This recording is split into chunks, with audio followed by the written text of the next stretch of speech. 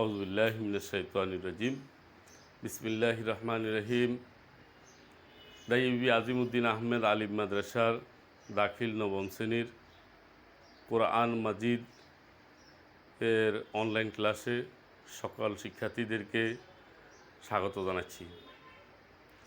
প্রিয় শিক্ষার্থীগণ, আমরা আজকে পবিত্র কালামে হাকিমের আমাদের যে পাঠ্য বই আছে, এই বইয়ের ভিতরে 3টি অধ্যায় আছে। এক অধ্যায় হলো কোরআনে কারিম, যেখানে সূরা বাকারা এবং সূরা আল ইমরানের আলোচনা আছে, এবং দ্বিতীয় অধ্যায়ে আছে নির্বাচিত বিষয়বলী, এবং তৃতীয় অধ্যায়ে তাজবিদ। আজকে আমরা নির্বাচিত বিষয় সম্পর্কে তোমাদের আলোচনা করব, এবং নির্বাচিত বিষয়ের প্রথম অধ্যায় হলো মানব সৃষ্টি। এই অধ্যায়ে কোরআনে কারিমে সূরা বাকারার 30 থেকে 38 নম্বর আয়াতে পরিমা উল্লেখ করে এটার বিস্তারিত বিশ্লেষণ করা হয়েছে। চলো তাহলে আমরা দেখি আল্লাহ পাক কোরআনে কারিমের ভিতরে মানব সৃষ্টি সম্পর্কে কি আলোকপাত করেছেন। কোরআনে কারিমের আমাদের আজকের আলোচনার যে আয়াতে কারিমাগুলি, সেটি হচ্ছে ওয়াইজ ক্বালা রাব্বুকা লিল মালাইকা ইন্নী জাইলুম ফিল আরদি খলিফা ক্বালু আতাজআলু ফিহা মান ইউফসিদু ফিহা ওয়া ইউসফিকুদ দিমা ওয়া নাহনু নুসাব্বিহু বিহামদিকা ওয়া নুকাদ্দিসু লাক ক্বালা ইন্নী আ'লামু মা লা তা'লামুন। আল্লাহ পাক রব্বুল আলামিন বলতেছেন, হে নবী, আপনি স্মরণ করুন সে সময়ের কথা যখন আপনার পালনকর্তা সমগ্র ফেরেশতাদেরকে ডেকে বলেছিলেন যে আমি আমার প্রতিনিধি প্রেরণ করতে চাই জমিনে। তখন সমস্ত ফেরেশতারা বলল, আল্লাহকে লক্ষ্য করে বলল যে কালু আতাজা আলু, আপনি কি এমন এক জাতিকে প্রেরণ করতে চান জমিনের ভিতরে, মাই ইউফসিদু ফিহা ওয়া ইউসফিকুদ দিমা, যারা জমিনের ভিতরে ফাসাদ সৃষ্টি করবে এবং জমিনে মারামারি করবে। আর তারা তাদের নিজেদের বিষয়ে বলল, কালু সুবহানাকা, কালু, তারা বলতেছে যে নাহনু নুসাব্বিহু বিহামদিকা ওয়া নুকাদ্দিসু লাকা, আমরা তো আপনি আল্লাহর তাসবিহ তেলাওয়াত করতেছি, আমরা আপনার প্রশংসা করতেছি এবং আপনার গুণকীর্তন করতেছি, পবিত্রতা ঘোষণা করতেছি। সুতরাং এক্ষেত্রে আপনার আবার মানব তৈরি করার প্রয়োজনটা কি? আল্লাহ পাক রব্বুল আলামিন বললেন, ক্বালা ইন্নী আ'লামু মা লা তা'লামুন ইলা আখিরিল আয়াত। আল্লাহ বললেন যে নিশ্চয় আমি যা জানি তোমরা তা জানো না। প্রিয় শিক্ষার্থীবৃন্দ, আমরা চলো তাহলে দেখি আমাদের যে সর্বপ্রথম আলোচনার বিষয় হলো মানব সৃষ্টি। আল্লাহ পাক রব্বুল আলামিন সর্বপ্রথম মানবদের ভিতরে কাকে সৃষ্টি করলেন, কিভাবে সৃষ্টি করলেন, এবং সৃষ্টি করার পূর্বে আল্লাহ পাক কাদের সাথে আলোচনা করলেন এবং সে আলোচনার বিষয়বস্তু কী ছিল, এবং সেই বিষয় সম্পর্কে আল্লাহ পাক রব্বুল আলামিন বিস্তারিত কালামে হাকিমের ভিতরে এবং হাদিসের ভিতরে আলোচনা এনেছেন। প্রিয় শিক্ষার্থীবৃন্দ, আমরা জানি যে আল্লাহ পাক রব্বুল আলামিন সর্বপ্রথম মানব হজরতে আদম আলাইহিস সালামকে সৃষ্টি করেছেন। কিন্তু পৃথিবীর বহু মানুষ আছে, অনেক নাস্তিক আছে যারা মনে করে যে মানুষ সৃষ্টি হয়েছে বানর থেকে। ডারউইনের একটা তত্ত্ব আছে যে মানুষ একসময় বানর ছিল এবং সেটির একসময় লেজ ছিল, সব ছিল মানুষের। আস্তে আস্তে লেজ জোরে পড়েছে এক সময়, এরপরে তারা আস্তে আস্তে সোজা হয়ে দাঁড়ানো শিখেছে। কিন্তু মানবের আসল পূর্বপুরুষ হচ্ছে বানর। কিন্তু ইসলাম বলে যে মানবের আদি পুরুষ হচ্ছেন মানুষ, আর তিনি হচ্ছেন হযরতে আদম আলাইহিস সালাম। প্রিয় শিক্ষার্থীবৃন্দ, তাহলে আমরা আজকে বুঝে গেলাম যে আদম আলাইহিস সালাম হচ্ছেন মানব জাতির আদি পিতা। আদম আলাইহিস সালাম থেকে মানব জাতিকে কী করা হয়েছে? সৃষ্টি করা হয়েছে। মানুষ আসলে কোনো পশুর থেকে আসে নাই, মানুষকে আল্লাহ পাক আলাদাভাবে কী করেছেন, সৃষ্টি করেছেন। কোরআনে কারিমের ভিতরে সূরা বাকারার ৩০ নম্বর আয়াতে আল্লাহ পাক রব্বুল আলামিন সে বিষয়টি আলোচনা করেছেন। আল্লাহ বলতেছেন, ওয়াইজ ক্বালা রাব্বুকা লিল মালাইকাতি ইন্নী জাইলুম ফিল আরদি খলিফা। স্মরণ করুন সেই সময়ের কথা যখন আপনার পালনেওয়ালা ফেরেশতাদের ডেকে বলেছিলেন যে আমি জমিনের ভিতরে আমার প্রতিনিধি প্রেরণ করতে চাই। এই প্রতিনিধির ভিতরে খলিফা, তোমরা দেখবে এখানে জাইলুম ফিল আরদি খলিফা, খলিফা শব্দটি উল্লেখ করা হয়েছে। খলিফা হচ্ছে মানবের অর্থাৎ মানব জাতির নেতা হজরতে আদম আলাইহিস সালামের কথা বোঝানো হয়েছে। এবং কোরআনে কারিমের ভিতরে সূরা নেসার ১ নম্বর আয়াতে তোমরা যদি লক্ষ্য করো তাহলে দেখবা, ইয়া আইয়ুহান নাসু তাকু রাব্বাকুমুল্লাযী খালাকাকুম মিন নাফসিন ওয়াহিদা। হে জগতের মানব মণ্ডলী, তোমরা আল্লাহকে ভয় করো, যিনি তোমাদেরকে সৃষ্টি করেছেন একজন থেকে, আর সে একজন হচ্ছেন হজরতে আদম আলাইহিস সালাম। তাহলে বুঝে গেছে যে আমাদেরকে সৃষ্টি করা হয়েছে আদম আলাইহিস সালাম থেকে। তাহলে মানুষের সৃষ্টির আসল হচ্ছে হজরতে আদম আলাইহিস সালাম। প্রিয় শিক্ষার্থীগণ, আল্লাহ পাক রব্বুল আলামিন মানুষ সৃষ্টি করবেন এবং সেটির পরামর্শ করার জন্য তিনি ফেরেশতাদের সাথে আলোচনা করেছেন। তোমরা দেখো এখানে মালাইকা শব্দটি উল্লেখ আছে। মালাইকা শব্দের অর্থ হলো ফিরিস্তাগণ। ফিরিস্তা কারা? আল্লাহ পাক রব্বুল আলামিনের স্পেশাল এক সৃষ্টির নাম হচ্ছে ফেরেশতা। যে ফেরেশতাদের ভিতরে দুইটি অংশ রয়েছে, অর্থাৎ একটা অংশকে আল্লাহ পাক রব্বুল আলামিন সৃষ্টি করেছেন নূর দিয়ে, আর একটা অংশকে আগুনের স্ফুলিঙ্গ দিয়ে, অর্থাৎ আগুন যখন খুব বেশি করে জ্বালানো হয় তখন উপরের দিকে হলুদ এবং নীল রঙের একটা কালার তৈরি হয়। সেই আগুনের উপরের ওই অংশটা থেকে ওই ফেরেশতাদেরকে সৃষ্টি করা হয়েছে, যাদেরকে বলা হয় জিন। আর এই জিন এবং ফেরেশতা এই দুটিই ছিল মানব সৃষ্টির পূর্বে আল্লাহ পাক রব্বুল আলামিনের সৃষ্টি। এবং এই সৃষ্টি দুইটাকে আল্লাহ পাক রব্বুল আলামিন যখন আদম আলাইহিস সালামকে সৃষ্টি করার জন্য মনস্থ করলেন, তখন তাহাদের একটা সমাবেশ আল্লাহ পাক রব্বুল আলামিন আহ্বান করলেন।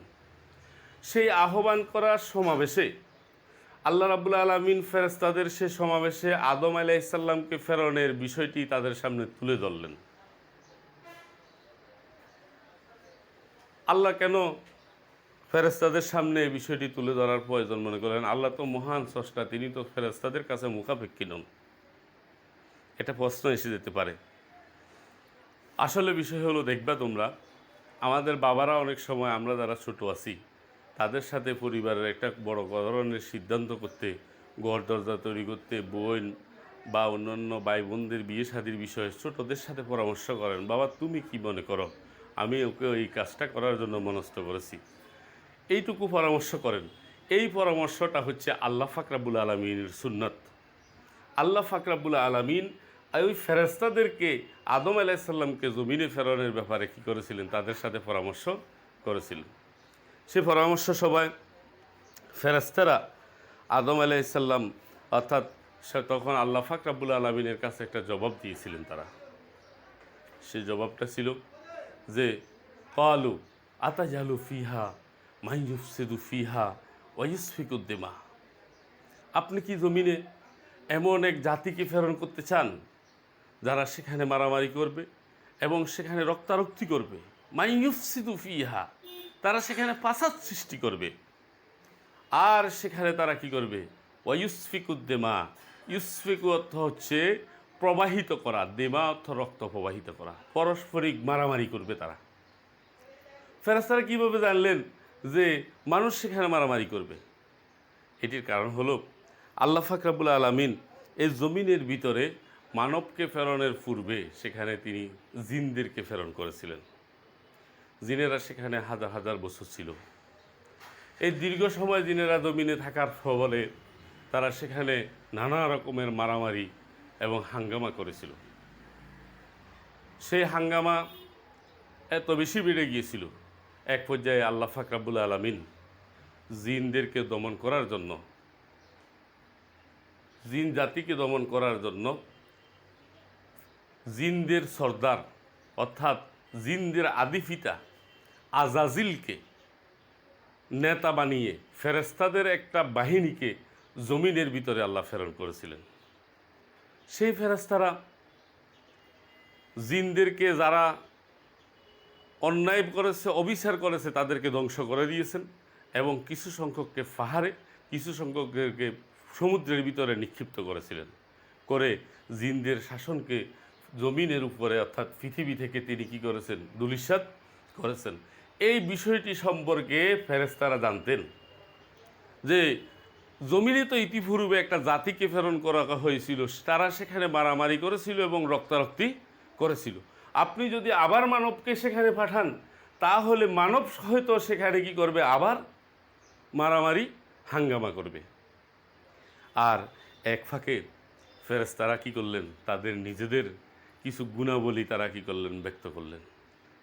সেই গুণাবলীগুলি হলো নাহনু নুসাব্বিহু বিহামদিকা ওয়া নুকাদ্দিসু লাকা।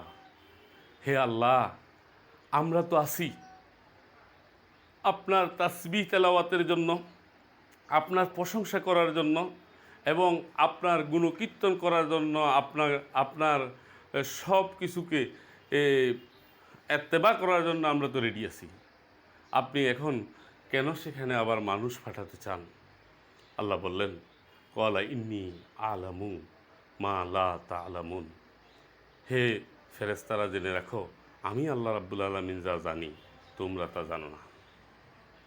প্রিয় শিক্ষার্থীবৃন্দ,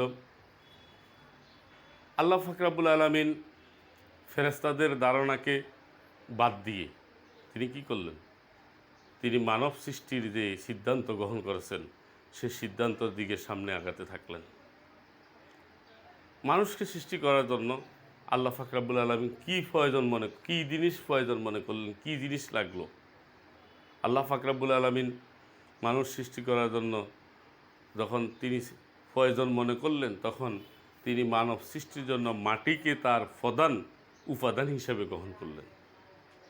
এই জন্য আল্লাহ পাক রব্বুল আলামিন জমিন থেকে মাটি আনার জন্য হযরতে জিবরাইল আলাইহিস সালামকে প্রেরণ করেছিলেন, হযরতে মিকাইল আলাইহিস সালামকে প্রেরণ করেছিলেন, হযরতে ইসরাফিল আলাইহিস সালামকে প্রেরণ করেছিলেন মাটি আনার জন্য। কিন্তু তারা জমিনের কাছে যখন মাটির জন্য গিয়েছিলেন, তখন মাটি আর্তনাদ করেছিল যে আমাদেরকে দিয়ে যেন কোনো প্রাণী বা কোনো জাতিকে সৃষ্টি করে না হয়। প্রিয় শিক্ষার্থীরা, তোমরা যদি দেখো তাহলে তাফসিরে জালালাইনের হাসিয়ার ভিতরে এসেছে ওয়াহাব ইবনে মুনাব্বিহ রহমতুল্লাহি আলাইহি একটি কথা বলেছেন। তিনি বলতেছেন, আল্লাহ পাক রব্বুল আলামিনের দরবারে জমিনের মাটি প্রচণ্ডভাবে রোদন করেছিল। যখন জমিনের মাটিকে নিয়ে আদম আলাইহিস সালামকে বানানোর জন্য যখন মাটিকে নেওয়া হচ্ছিল, মাটি কেঁদেছিল কেন? মাটিকে আল্লাহ পাক রব্বুল আলামিন জিজ্ঞেস করলেন, হে মাটি, তুমি কাঁদছো কেন? তখন মাটি বলছিল, হে আল্লাহ, আমাকে দিয়ে আপনি কাকে বানাবেন? তিনি বললেন, তোমাকে দিয়ে মানব সৃষ্টি করব। এই মানবের ভিতরে যারা সৎকর্ম করবে তাদেরকে আল্লাহ পাক রব্বুল আলামিন অনন্তকালীন জাহান্নামে দিবে। আর এই মাটি দিয়ে তৈরি করা মানুষগুলোর ভিতরে যারা অন্যায় করবে, অবিচার করবে, আল্লাহর হুকুমের ইত্তেবা করবে না, তাদেরকে আল্লাহ অনন্তকালীন জাহান্নামে দিবেন। আর এই কথা শুনে মাটি কি করেছিল? জমিনের মাটি অঝোরভাবে ক্রন্দন করেছিল যে আমার একটা অংশ জাহান্নামের আগুনে কি করবে? জ্বলবে অনন্তকাল। প্রিয় শিক্ষার্থীবৃন্দ, আল্লাহ পাক রব্বুল আলামিন আজরাইল আলাইহিস সালামের মাধ্যমে এই মাটির একটা অংশ পৃথিবীর সমস্ত প্রান্ত থেকে মাটির একটা অংশকে সংগ্রহ করালেন এবং করানোর পরে সে মাটি দিয়ে থকথকে একটা খামির তৈরি করলেন মাটির। সেই খামিরটি আল্লাহ পাক রব্বুল আলামিনের আরশের কাছে 40,000 বছর পর্যন্ত ছিল। কোনো কোনো বর্ণনা এসেছে আদম আলাইহিস সালামের দেহ অবয়বের জন্য আনা সে মাটির খামিরটা আল্লাহ পাক রব্বুল আলামিনের আরশের সামনে যখন পড়েছিল, তার সামনের অংশ এবং পিছনের অংশ দিয়ে সেই ফেরেশতা আজাজিল ফেরেস্তাদের সর্দার সে আজাজিল ফেরেস্তা সকালে একবার এটার পিছন দিয়ে ঢুকতেন, সামনে দিয়ে বের হতেন এবং তিনি লাথি দিয়ে পা দিয়ে লাথি দিয়ে তিনি বলতেন এই কাদা দুর্গন্ধযুক্ত বস্তু দিয়ে আল্লাহ পাক কোনো মানুষ কি করবেন, তৈরি করবেন। এই জন্য তিনি ঘৃণা করতেন এবং এটাকে তিনি নিজেকে যে অগ্নিস্ফুলিঙ্গের উন্নত মানের আল্লাহ পাকের সৃষ্টি দিয়ে সৃষ্টি করেছেন, এই জন্য নিজে অহংকার বোধ করে এটাকে তিনি ধিক্কার জানাতেন। এভাবে 40,000 বছর অথবা যত বছর পর্যন্ত রাখার প্রয়োজন তত বছর পর্যন্ত আল্লাহ পাক রব্বুল আলামিন এই মাটির খামিরটাকে আল্লাহর আরশের কাছে রাখলেন। এরপরে আল্লাহ পাক রব্বুল আলামিন আমাদের আদি পিতা হযরতে আদম আলাইহিস সালামের দেহ অবয়ব সৃষ্টি করলেন। হাদিসে পাকের ভিতরে এসেছে খালাকাল্লাহু আদামা বিসূরাতিহি, আল্লাহ পাক রব্বুল আলামিন আদম আলাইহিস সালামকে সৃষ্টি করেছেন তার নিজস্ব আকৃতিতে। অর্থাৎ আদমকে যে আকৃতিতে সৃষ্টি করার জন্য আল্লাহ মনস্থ করেছেন, সেই আল্লাহর ইচ্ছা অনুযায়ী সে উত্তম আকৃতিতে আল্লাহ আদম আলাইহিস সালামকে কী করলেন, সৃষ্টি করলেন। আদম আলাইহিস সালামকে একটা মানবের আকৃতি আল্লাহ পাক রব্বুল আলামিন তার কুদরত দিয়ে দান করলেন। সেই সৃষ্টির পরে আদম আলাইহিস সালামের কে আল্লাহ কীরকম আকৃতি সৃষ্টি করেছেন তোমরা দেখবা যে কোরআনে কারিমের সূরা ওয়াত-তিনের ভিতরে আল্লাহ পাক আলোচনা করেছেন লাকাদ খালাকনাল ইনসানা ফি আহসানি তাকবীর। আল্লাহ তো ওই মহান সত্তা যিনি মানবের আকৃতিকে সৃষ্টি করেছেন সর্বোত্তম আকৃতিতে, সেই সর্বোত্তম অবয়ব দিয়ে মানব জাতিকে আল্লাহ সৃষ্টি করেছেন। সে অবয়ব সৃষ্টির ভিতরে আদম আলাইহিস সালামকে সর্বোত্তম আকৃতিতে আল্লাহ পাক রব্বুল আলামিন সৃষ্টি করলেন। সৃষ্টির পরে আদম আলাইহিস সালামের দেহ একটা মানব দেহ হলো, কিন্তু এটার ভিতরে তো আল্লাহ পাক রুহু দেন নাই। রুহুটা কী জিনিস? প্রিয় শিক্ষার্থীরা, তোমরা জানো রুহ কী জিনিস? কোরআনে কারিমের সূরা বানী ইসরাঈলের ভিতরে আল্লাহ পাক রব্বুল আলামিন বলতেছেন ইয়াসালুনাকা আনির রূহ কুলির রূহে আমরি মিন কুলির রূহ মিন আমিন আমরি রাব্বি। হে নবী, আপনাকে লোকেরা জিজ্ঞাসা করবে, প্রশ্ন করবে রুহু কী জিনিস, আপনি তাদেরকে বলে দিন রুহু হচ্ছে আমার পালনকর্তা আল্লাহ পাক রব্বুল আলামিনের একটা হুকুম। আমর তো হুকুম, একটা আদেশ, আল্লাহ পাকের একটা আদেশ। আস্থা একটা মাটির টুকরাতে আল্লাহ পাক রব্বুল আলামিন নির্দেশ দিলেন, আর সাথে সাথে সেই রুহুটি সেটি কি হয়ে গেল, সচল হয়ে গেল। আদম আলাইহিস সালামের দেহর ভিতরে আল্লাহ পাক রুহু ফুৎকার করে দিলেন, একটা আদেশ দিয়ে দিলেন, রুহু হয়ে গেল।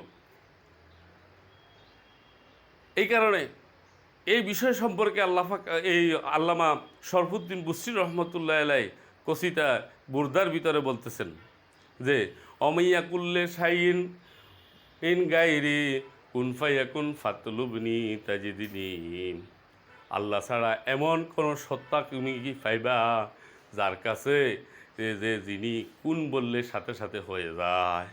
ও জমিনের মানুষ, এমন কোনো সত্তাকে কি তুমি পাইবা যে সত্তায় কোনো বস্তুকে লক্ষ্য করে কোন বললে পাইয়া কোন সাথে সাথে সেটি হয়ে যায়। আর আল্লাহ বললেন সাথে সাথে হয়ে গেল। আদম আলাইহিস সালাম তৈরি হয়ে গেলেন। তৈরি হয়ে যাওয়ার পরে আল্লাহ পাক রব্বুল আলামিন আদম আলাইহিস সালামকে তৈরি করে আদম আলাইহিস সালামকে কী করলেন? কোরআনে কারিমের আমাদের আজকের এই আলোচনায় 31 নম্বর আয়াতের ভিতরে আল্লাহ পাক আদম আলাইহিস সালামকে এলেম শিক্ষা দিয়েছেন। আল্লাহ বলতেছেন ওয়া আল্লামা আদামা আসমা কুল্লাহা সুম্মা আরাদাহুমা আলাল মালাইকা ক্বালা আম্বিউনি। আল্লাহ পাক রব্বুল আলামিন বলতেছেন যে ওয়া আল্লামা আদামা আসমা কুল্লাহ, আল্লাহ পাক রব্বুল আলামিন আদম আলাইহিস সালামকে সমস্ত বস্তুর নাম সমূহকে আল্লাহ শিক্ষা দান করলেন। কি কি শিক্ষা দিলেন? শুধু তাফসীরের ভিতরে এসেছে যে শুধুমাত্র বস্তুর নাম শিখাই তিনি দেন। প্রত্যেকটা বস্তুকে কী জন্য তৈরি করা হয়েছে, তার ভবিষ্যৎ কর্মপন্থা কী, তার কাজ কী, সব কিছু সম্পর্কে বিস্তারিত জ্ঞান এলেম আল্লাহ পাক রব্বুল আলামিন আদম আলাইহিস সালামকে দান করেছিলেন। এলেম দান করার কারণে আদম আলাইহিস সালাম কী হয়ে গেলেন? জ্ঞানী হয়ে গেলেন। যদিও তিনি পচা দুর্গন্ধময় মাটির থেকে তৈরি করা হয়েছে তাকে, কিন্তু এলেমের কারণে তিনি কি হয়ে গেছেন? আল্লাহ পাকের অন্যান্য সকল সৃষ্টি থেকে আদম আলাইহিস সালাম কি হয়ে গেছেন? শ্রেষ্ঠ হয়ে গেছেন। তাহলে বোঝা যাচ্ছে যে সব চাইতে বেশি দামি জিনিস হচ্ছে এলেম। সেটি যেই ব্যক্তি অর্জন করুক না কেন, যার কাছে এলেম আছে, যার কাছে জ্ঞান আছে, তিনি হচ্ছে সবচাইতে দামি। প্রিয় শিক্ষার্থীবৃন্দ, এলেম শিক্ষা দেওয়ার পরে আল্লাহ পাক রব্বুল আলামিন আদম আলাইহিস সালামকে যেহেতু শিক্ষা দিয়েছেন এলেম, সেই এলেমের বিষয়ে আল্লাহ পাক একটা ইন্টারভিউ নিলেন, ফেরেশতাদের থেকে একটা ইন্টারভিউ নিলেন। ফেরেশতাদেরকে তিনি বললেন যে, ও ফেরেশতারা শুনো, তোমরা কি করো যে এই সমস্ত জিনিসগুলোর নাম বলে দাও।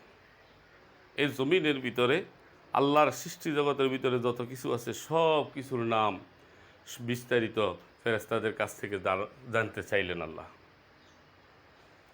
তখন ফেরেশতারা সকলে প্রশ্নের উত্তর না দিতে গিয়ে তারা সমস্বরে সকলে একত্রে বলল, ক্বালু সুবহানাকা। ক্বালু এটা জমা মুযাক্কারে গায়েবের সিগা, অর্থাৎ তারা সকলে একত্রে বলল যে সুবহানাকা, পবিত্রতা আপনি মহান সত্তা, লা ইলমা লানা ইল্লা মা আল্লামতানা, আমাদের কাছে কোনো এলেম নাই, যে যা কিছু এলেম আপনি আল্লাহ শিক্ষা দিয়েছেন তাছাড়া। ইন্নাকা আনতাল আলিমুল হাকিম, নিশ্চয় আপনি হচ্ছেন সবচাইতে বড় জ্ঞানী, সবচাইতে প্রজ্ঞাময় হচ্ছেন আপনি আল্লাহ। আল্লাহ পাক রব্বুল আলামিন হযরতে আদম আলাইহিস সালামকে যখন এলেম শিক্ষা দিলেন, সেই এলেমের ইন্টারভিউ আল্লাহ পাক রব্বুল আলামিন ফেরেশতাদের কাছ থেকে নিলেন। ফেরেশতারা বলল যে আমরা কিছু জানি না। তারা এক বাক্যে বললেন যে আল্লাহ আপনি দেখেন যেগুলো শিখেছেন এগুলো ছাড়া আমরা কিছু জানি না, সুতরাং আপনি যে প্রশ্নগুলি আপনাদের করেছেন আমরা এগুলোর ব্যাপারে আমাদের কোনো ধারণা নেই। আল্লাহ পাক রব্বুল আলামিন আদম আলাইহিস সালামকে বললেন, ইয়া আদম আম্বাহুম বিআসমাইহিম, ও আদম তুমি এই সমস্ত জিনিসগুলোর নাম এই ফেরেশতাদের সামনে তুমি সবিস্তারে আলোচনা করে দাও, বলে দাও। তখন হযরত আদম আলাইহিস সালাম আল্লাহ যে শিক্ষা দিয়েছেন সব কিছুকে আল্লাহ রাব্বুল আলামিন তাদের সামনে উপস্থাপন করলেন। আদম আলাইহিস সালাম সব কিছু নিখুঁতভাবে যখন তাদের সামনে উপস্থাপন করলেন, তখন উপস্থাপনের পরে আল্লাহ পাক রব্বুল আলামিন তখন ফেরেশতাদেরকে ডেকে বলতেছেন, ও ফেরেশতারা শুনো, আমি এমন কিছু বিষয় সম্পর্কে জানি যে সম্পর্কে তোমরা জানো না। তোমরা যা কিছু তোমাদের অন্তঃকরণের ভিতরে গোপন রাখো, যা কিছু তোমরা প্রকাশ করো, সে সম্পর্কে আমি আল্লাহ রাব্বুল আলামিন জ্ঞাত আছি। প্রিয় শিক্ষার্থীবৃন্দ, জ্ঞান শিক্ষা দেওয়ার পরে আল্লাহ পাক রব্বুল আলামিন ফেরেশতা এবং আদম আলাইহিস সালামের ভিতরে কি করলেন? পরীক্ষা নিলেন, জ্ঞানের পরীক্ষা নিলেন। তাহলে বলো তো দেখি কারা ফাঁস করেছে? ফাঁস করেছে আদম আলাইহিস সালাম, এবং পরীক্ষায় উত্তীর্ণ হন নাই কারা? ফেরেশতারা, সমস্ত মালায়েকা তারা উত্তীর্ণ হতে পারেন নাই, তারা ফেল করেছেন। এখন আল্লাহ পাক রব্বুল আলামিন বললেন যে যারা ফাঁস করেছে, যিনি ফাঁস করেছেন তার কাছে অবনত হতে হবে, তার সামনে মস্তক অবনত করতে হবে, আনুগত্য প্রকাশ করতে হবে। সে আনুগত্যের বিষয়টি আল্লাহ পাক রব্বুল আলামিন কোরআনে কারিমের 33 নম্বর আয়াতের ভিতরে আল্লাহ পাক রব্বুল আলামিন বলতেছেন যে ওয়াইজ কুলনা লিল মালাইকাতি ইসজুদু লি আদামা ফাসাজাদু ইল্লা ইবলিসা আবা। আল্লাহ বললেন, ওয়াইজ কুলনা, স্মরণ করুন যখন আমি নিজে কি করলাম, তাদেরকে বললাম, লিল মালাইকাতে, ফেরেশতাদেরকে, যে তোমরা কি করো? সিজদা করো, আনুগত্যর সিজদা করো তোমরা আমার আদম আলাইহিসসালামকে।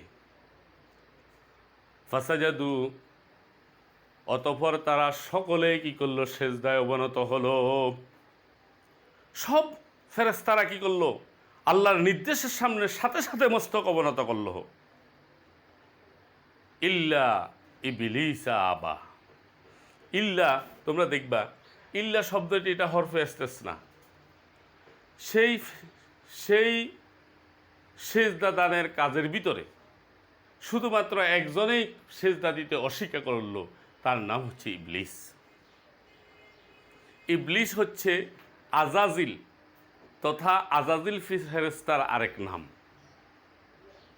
যিনি এক সময় কি ছিলেন? মালায়েকে মুকাররামিন ছিলেন, সম্মানিত একজন ফেরেশতা ছিলেন। কিন্তু তিনি এখন কি হয়ে গেলেন? ইবলিস হয়ে গেলেন। কেন তিনি ইবলিস হলেন? কারণ আল্লাহ পাক রব্বুল আলামিন তাকে আল্লাহ এলেম জাননেওয়ালার কাছে আত্মসমর্পণ করার জন্য, মস্তক অবনত করার জন্য বলেছিলেন। তিনি সেটি করতে অস্বীকার করেছেন। ইবলিস যুক্তি দিয়েছিল যে আমি হচ্ছে সর্বোত্তম সৃষ্টি থেকে তৈরি, সুতরাং মাটি থেকে আগুন হচ্ছে উত্তম, সুতরাং আমি আগুনের তৈরি। উত্তম কখনো অদমের কাছে মাথা নত করতে পারে না। কিন্তু আল্লাহর হুকুমের সামনে মাথা নত করা হচ্ছে প্রত্যেকটা সৃষ্টির উপর ওয়াজিব। ইবলিস অস্বীকার কারণে ইবলিস কি করলেন? ইবলিসা আবা ওয়াস্তাকবারা, তিনি অস্বীকারও করলেন এবং নিজেকে বড়ত্ব জাহির করলেন। তিনি অহংকার করলেন এবং তিনি নিজের বড়ত্ব প্রকাশ করলেন যে বড় ছোটর কাছে কি করতে পারে না? আত্মসমর্পণ করতে পারে না। ওয়াকানা মিনাল কাফেরিন, অতঃপর সেই ইবলিস কাফেরের অন্তর্ভুক্ত হয়ে গেল। সেই ইবলিস ফেরেশতাদের মুআল্লিম ছিলেন, শিক্ষক ছিলেন। যে ইবলিস আল্লাহ পাক রব্বুল আলামিনের আরশের চৌকাঠে বসে ফেরেশতাদেরকে সামনে আল্লাহর গুণকীর্তন প্রশংসা করতেন। যে ইবলিস আল্লাহর সৃষ্টি জগতের সব জায়গাতে তার সিজদা পড়েছিল, এত ইবাদত গুজার ছিলেন, সেই রকম ইবলিস শুধুমাত্র একটি কারণে তিনি অভিশপ্ত হয়ে গেছেন। সেই কাজটি হলো আল্লাহর হুকুম আল্লাহর নবী আদম আলাইহিস সালামকে সিজদা করার জন্য বলেছিলেন, তিনি সেটি করতে অস্বীকার করেছেন। প্রিয় শিক্ষার্থীবৃন্দ, আমরা জেনে গেলাম যে সেই সিজদার ঘটনায় শুধুমাত্র একজন ছাড়া আর সমস্ত ফেরেশতারা কী করলেন? আল্লাহ পাকের কাছে সিজদায় অবনত হলেন। এরপরে আল্লাহ পাক রব্বুল আলামিন তার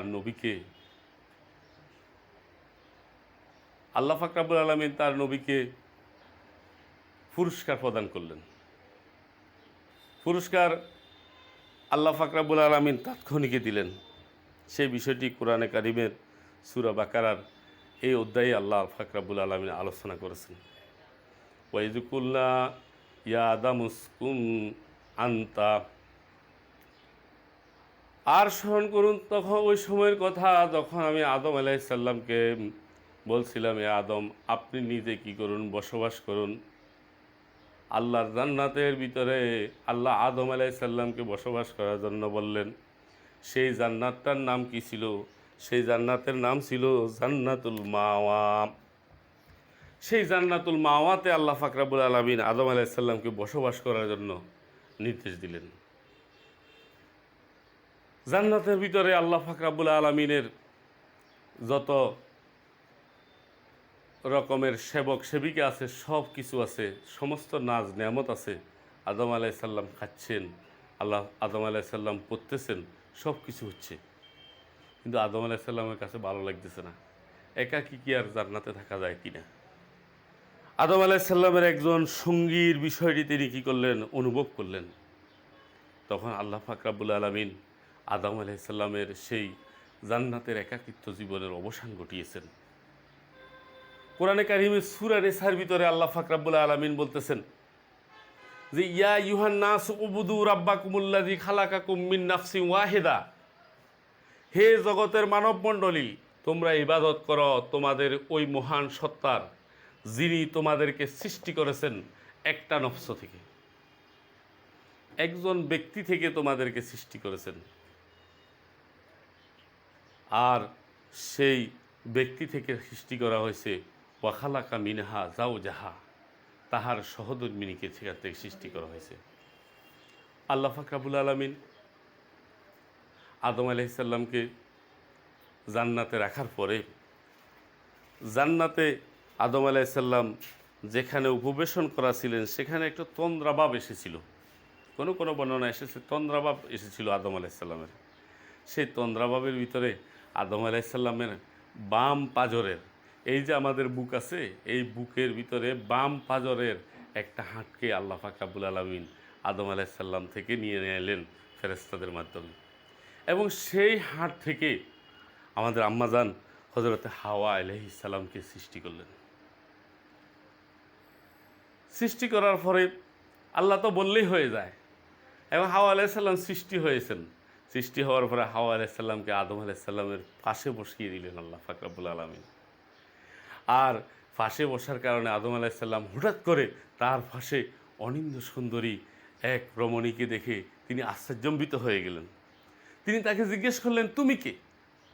তখন আল্লাহ পাক রব্বুল আলামিন কোরআনের কাছে বলতেছেন, ওয়াখালাকা মিনহা জাওজাহা, তাহার কাছ থেকে তাহার সহধর্মিণীকে সৃষ্টি করা হয়েছে। অর্থাৎ তুমি আদম আলাইহিস সালামের পাশে যে মহিলা আছেন তাকে তোমার থেকে সৃষ্টি করা হয়েছে, আর তিনি হচ্ছেন তোমার সহধর্মিণী। সহধর্মিণীকে আল্লাহ পাক রব্বুল আলামিন আদম আলাইহিস সালামের সাথে কী করলেন? দিয়ে দিলেন। সেই সহধর্মিণীকে দেওয়ার পরে জান্নাতের ভিতরে আল্লাহ পাক রব্বুল আলামিন আদম এবং হাওয়া আলাইহিস সালামকে বলতেছেন, ওয়াইজ কুলনা ইয়া আদামুসকুন আন্তা ওয়া জাউজুকা, ও আদম, এবার তুমি এবং তোমার স্ত্রী দুইজনে আমার জান্নাতের ভিতরে থাকো। ওয়াকুলা মিনহাম রাগাদান হাইসু শিতুমা, এবং আমার এই জান্নাতের ভিতরে যেখানে যত নিয়ামত আছে, যা কিছু আছে, সব কিছু তোমরা কি করো? খাও, বক্ষণ করো। রাগাদান হাইসু শিতুমা, তৃপ্তি সহকারে খাও, যেখানে যা পাও। ওয়ালা, এবং আল্লাহ পাক রব্বুল আলামিন আদম আলাইহিস সালামকে বলতেছেন যে, ও আদম, তুমি কি করো না? ওয়ালা তাকরাবা হাযিহিশ শাজারা, আল্লাহ বলতেছেন ওই গাছটা ঠিকই যাইও, যেও না। ফাতাকুনা মিনাজ জালিমিন, তাহলে তোমরা স্বামী স্ত্রী উভয়ে কি হয়ে যাবে? জালেমদের অন্তর্ভুক্ত হয়ে যাবে।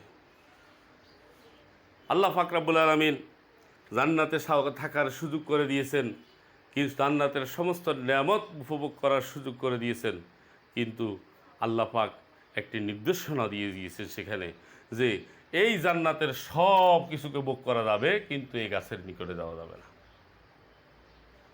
প্রিয় শিক্ষার্থীবৃন্দ, আদম আলাইহিস সালাম দীর্ঘ সময় পর্যন্ত সেই জান্নাতের ভিতরে ছিলেন।